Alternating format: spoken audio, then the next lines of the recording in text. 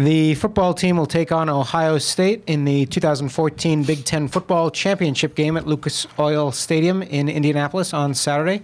Game will kick off at 7:17 p.m. Central Time, be televised by Fox. Head coach Gary Andersen is here. We'll have some opening comments and take questions. Well, it's great to be here instead of on an airplane out recruiting. So excited about the opportunity to play again and get to the championship game. Very proud of those kids. That three-game stretch at the end was kind of winner take all, and we were fortunate enough to be able to get it done. So there was a great team effort. Fought a lot of adversity again and came out on top. Ohio State's going to be a tremendous challenge. Two very, very talented football teams having what are great years at this point, and I know we're both going to be excited to play. They have a lot of weapons.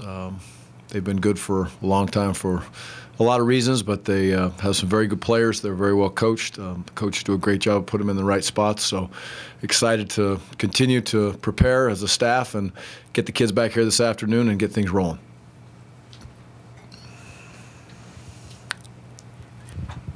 Jeff. Gary Urban on the teleconference was asked about getting into a championship game. He says that's why you come to Ohio State, to win championships. I'm just curious, do you think your program, now that you're in your second year, you've got your staff, in the division you're in and the state of where you are, do you think this is a realistic expectation every year to be at least be having a shot to be in this position prepping for this game?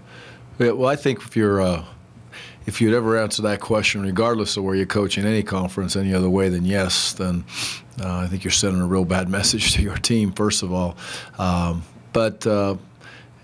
You know, we expect to play at the highest level. It is Wisconsin, and there's an expectation level to, as we recruit young men, from the fans to everybody that's out there, to play at a high level and get into a position to contend and compete to get yourself into a championship season at some point during the year. And this year we were able to get that done. So, you know, I would agree. We're going to look every year, and we'll start again next January, and we'll break the huddle, start in January, whatever it may be, saying champs. So our expectation level is to find a way to compete and win our division, and then find a way to get in the championship game and play for all the marbles. Zach. Gary, when you on the teleconference yesterday, you said you hadn't really seen much of Cardale Jones outside of his high school tape that your son had showed you. Now, I'm assuming you have now. What sticks out about him? Well, Cardale is he can make all the throws. That shows on tape very cleanly. Has an extremely strong arm. He's big. I probably don't really know how big he is until I stand up next to him. But, you know, 6'5", 6'6", 250. He is a big kid that is athletic and can run. Now, the last quarterback we played against was a very big kid, and I thought he ran the ball very well and was hard to bring down also. So that's going to be a similar challenge. But he was highly recruited, and he's a very, very talented player. And, you know, I think he'll be in a good spot. He's got a lot of reps, and they'll build the offense around him. The key to any quarterback at the end of the day is who's around him. And he has talented guys around him, and the more talent you have around you, the better quarterback you're going to be. Eric. You've shuffled quarterbacks over time in your career. How hard is it when you have a quarterback like J.T. Barrett? You know, he gets hurt the week before the championship game. How hard is it to make that change and prepare with a different guy so late in the season? Well, I would bet if we were in the same situation, you know, it'd be quite simple. We'd ask the team to be able to rally around each other and rally around the guy that's going to be taking the snaps, whether it was an offensive lineman, a quarterback, a DB, whoever it may have been.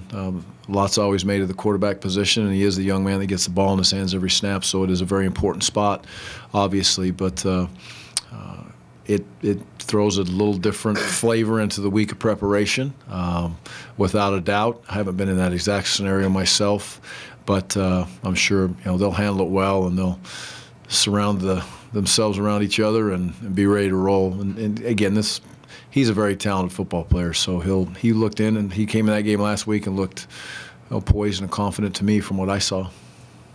Jesse. Gary, Joey Bosa's shown some pretty freakish skills on the field this year. You know, 20 tackles for a loss, 13 sacks. Are there many D linemen in college football like him, and what do you think makes him so special? Well, a lot of things make Joey special from what I've seen, and he did it as a freshman. He's doing it again. unbelievable talent, plays extremely hard, takes 0 snaps off. You couldn't find a snap that young man's taken off all year round. And he can do it all. He plays the run well, rushes the passer. He understands the situation that he's in, whether it's 3rd and long or 3rd and short or whatever it may be. You can just see by the way he plays, he understands his pre-snap awareness is very good, which I say those comments all the time, but that's what separates a lot of times a very good player from a great player is his ability to understand the situation he's in. And so he's well-rounded in everything he does, but his motor is incredible. You know, he plays with the right mentality, in my opinion. Andy? Gary, every team has its moments of adversity. If you're compiling a list for your team, what's number one?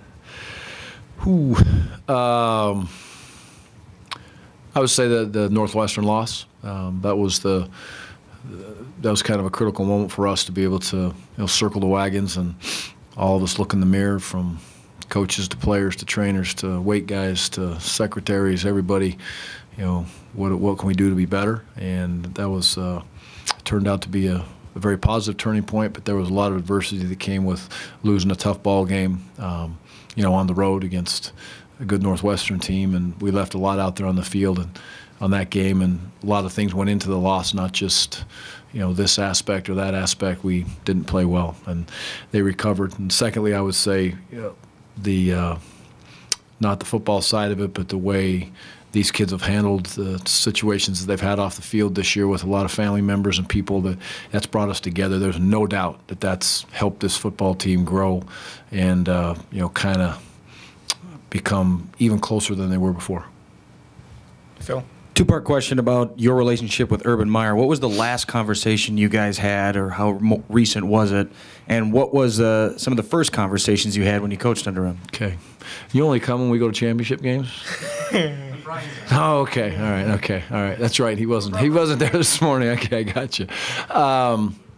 Let's see. Last conversation with Urban would have been last week, probably Monday or Tuesday. We talked a little bit about where we were and just general conversations. Nothing real big out of that conversation. And first conversations with Urban was when I had the opportunity to come back and work for him. Quick phone conversation. Then I drove to Salt Lake City with Stacy, and myself, Stacy, and Urban and Shelley sat down and ate dinner and talked about coming back to Utah for the job. And it wasn't X's and O's. It was about who he was, who I was. I had heard a lot, he had heard a lot, and we just kind of got to know each other and got to know the wives, got to know each other. So it was good, and that was an easy conversation to know that we shared a lot of the same views, family, kind of our beliefs, care factor in kids, which is always important to me, whether I'm trying to work for somebody or trying to hire somebody. And that was obvious real early with Urban, that those key things that I think are important, he also believes in. Jeff? Gary, when talking about the Northwestern game, you mentioned some things you left out on the field. I'm curious if you think the same way about last year's Ohio State game. If I remember correctly, I think there was a penalty on a punt, some holding penalties, communication in the back end of the first half that led to that. What are some of the things that jump out from that game for you that prevented you guys from winning? All of those that you just said, jump back. I can see all those plays right now in my mind, and probably the most critical one was the ball that got over our head there at the closing of the second half.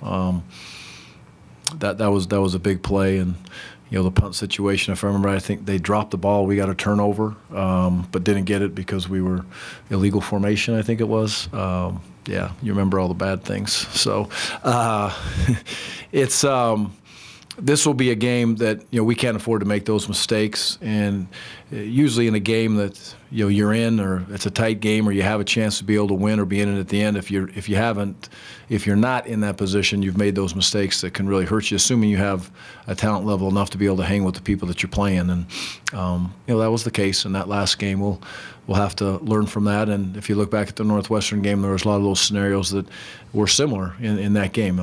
Some of the fundamental things that we usually do so well, and tackle, stop the run the ball well. We didn't do overly well on that day, and that's why we lost that football game. So we can't let that happen to us in this game, because we know it's a quality opponent. Gennaro? Gary, at this point in the season, do you just throw up your hands and trying to figure out what's behind the slow starts, and then do your worries ease, knowing that they can bounce back from them too?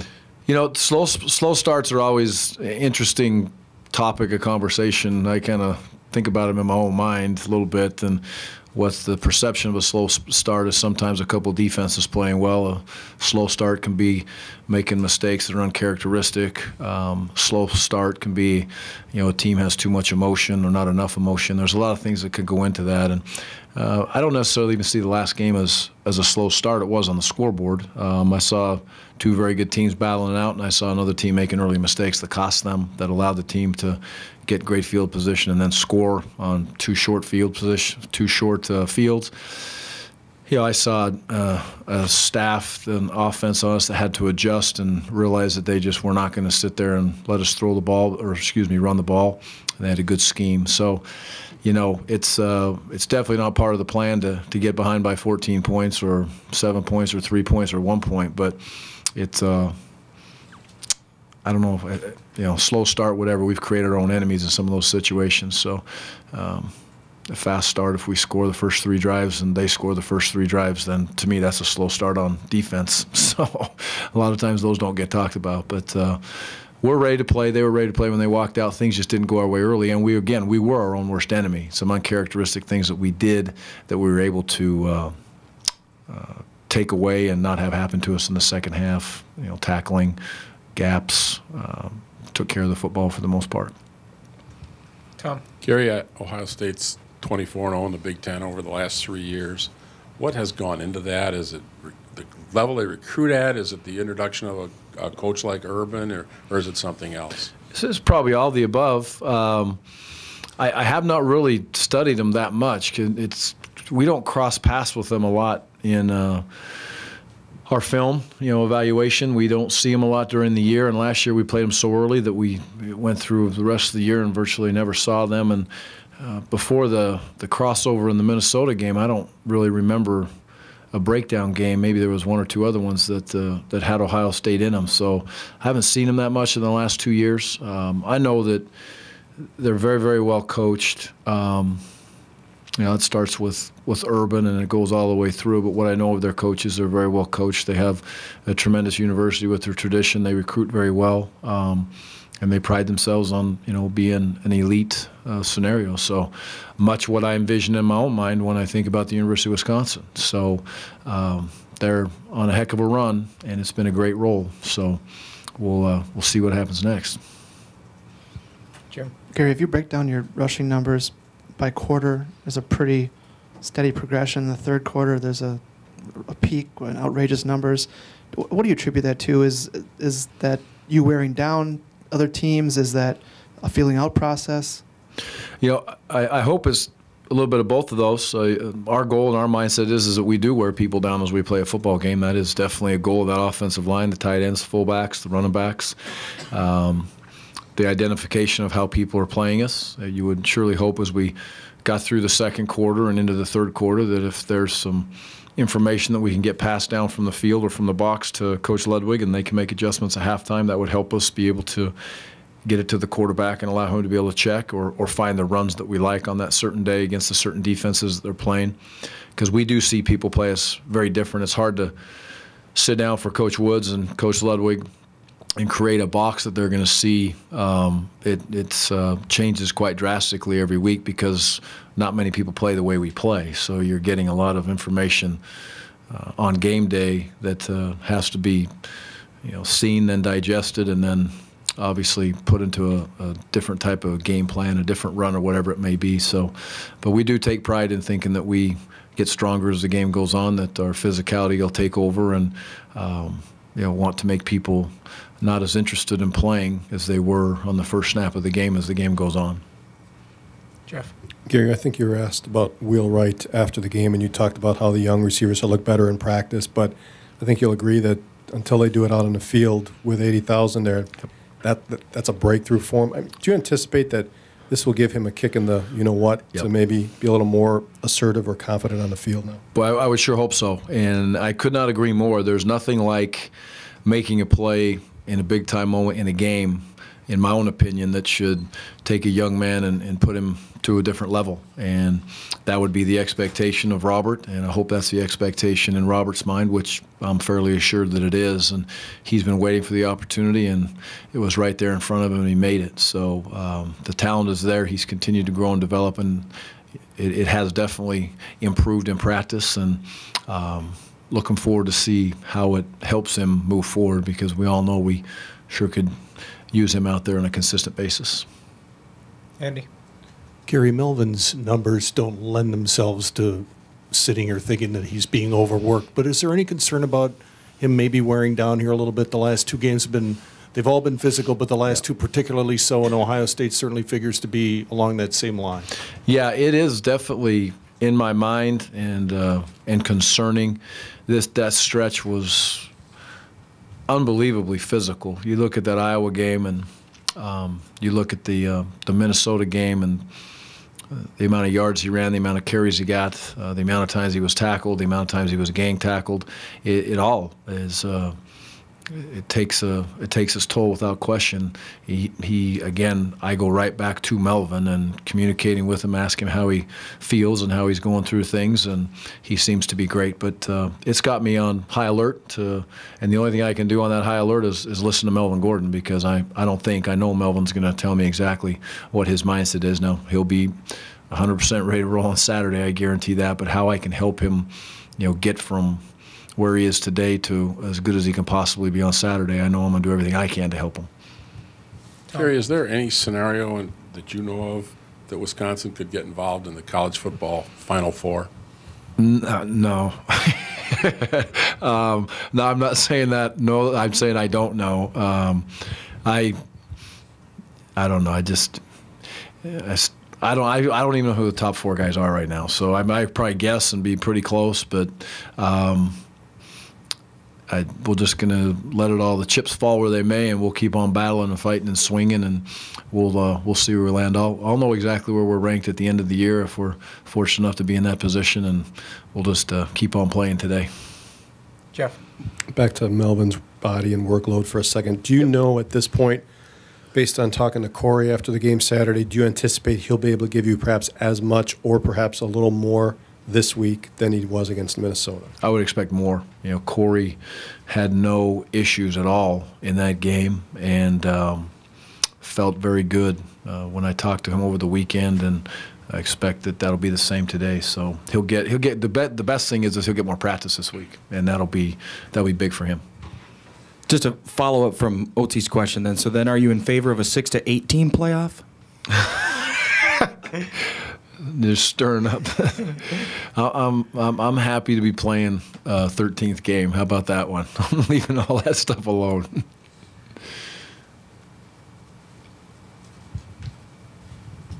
Brighter lights, bigger stage. How do you balance excitement of that versus staying focused in that? Yeah, there's a lot of positives going into this game from the first game of the year. That was a big spotlight, big moment, NFL Stadium, night game. It's the only other time we played at night. This is the second time this year, we've played at night this year. So we'll look at that and lean on that. We've grown up a lot since that last game.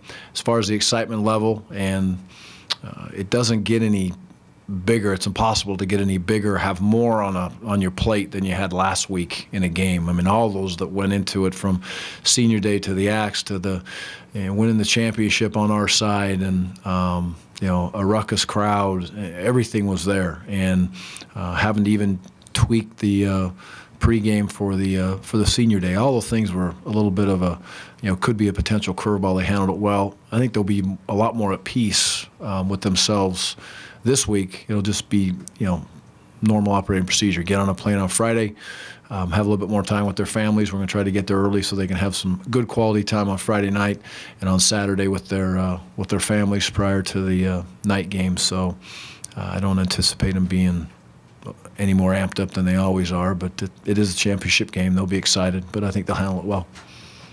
Jeff? Gary, when you were asked about adversity, you said off the field with family and some Yep. things. I'm just curious if you can share any specifics that have contributed in that area that have brought people closer together? Well, we all know what what Derek went through with his mom, and just when a kid goes out in those situations, Tyler had a family situation, and it keeps on rolling through here. Kyle's mother. There's not one thing that stands out that, boy, that was that moment, but I just see the kids supporting each other as they go through those situations, and it's not necessarily on the practice field. It's walking the hallways, it's in meeting rooms, it's on Sunday when you walk by and they'll see those kids together, and the things that they're discussing, they're just there for each other, and it makes you feel good as a coach, I guess, is the easiest way to know that the kids, they don't just walk out of the locker room at 5:30 and go home and not worry or think about their teammates, and that's what you always hope that you have. And this crew has done that with the youth. I've talked many times about the leaders on defense and offense, but it goes even really much deeper than that with these kids and what they've gone through, because I can promise you what they've gone through. When I was that age, I would have had a very, very hard time handling that scenario, and I'm sure the support that the teammates have given them have helped them fight through it. Still hard. There's good days and bad days, but they fight through it like a bunch of tough guys like they are. Got time for two more, Andy? Gary, the thing known as the coaching carousel is spinning here. Curious if you're paying attention to it, and if you had a thought on the coaching change being made at Nebraska. No real comment on that, but Bo, my knowing of him, spending time with him at the meetings and things, was he's a good person, and I can't consider to say he's a friend. He's definitely an acquaintance of a few times, but I never like to see that. For staffs, it's hard, it's difficult, it is part of the business. Everybody understands that, and I'm sure they'll all move on and be successful in their whatever directions it takes them. The thing that worries me the most about the coaching carousel is the hold on to your assistants, and that's always a worry this time of year. I'm very frank and upfront with the assistants, and I ask them to give me any information that they get. I would hope that most people would try to do things the right way if they want to come after your guys, which usually happens. It's a good spot. But there's going to be, when you've done what those coaches have done this year with an unbelievable group of kids, there's going to be opportunities for coaches, and hopefully we can keep them here. And that's what's really the most concerning for me. Gary, your defense doesn't have necessarily the star power it did from last year, but I guess how would you describe their identity and how that's developed over the course of this season defensively? Yeah, I would just go back to what I've said. They're kind of the no-name crew, and somebody's going to kind of step up and play every single week. And there's been certain young men that they leave everything out there on that field, and that would be kind of their identity. When they walk off that field, they are completely exhausted. I mean, if you see Michael Caputo after a game, there's not much left for him to give. And I can go on with Vince Beagle, Derek Landish. I can go on and on with those kids. I think there's probably, maybe 14 or 15 kids that are rolling through there. We don't have a bunch of abilities to sub guys out at the outside linebacker position or at the inside linebacker position. Those kids are playing almost every snap. The corners are playing every snap. Those safeties are, for the most part, the last few weeks it's been PJ back there and Mike playing almost every single snap. So they're gritty. They're very smart. They're intelligent. They understand how to take everything from the film room and put it out onto the practice field. I think they're very well coached. But it means a lot to them at the end when they get an opportunity to put that motion W on and jog out of the tunnel and play for the University of Wisconsin. There's a lot of pride for that and for their school. They're fun to watch, and they're going to grow up and hopefully continue to get better as the years go on. Thanks, Coach. Thanks, guys. Go Badgers on Wisconsin.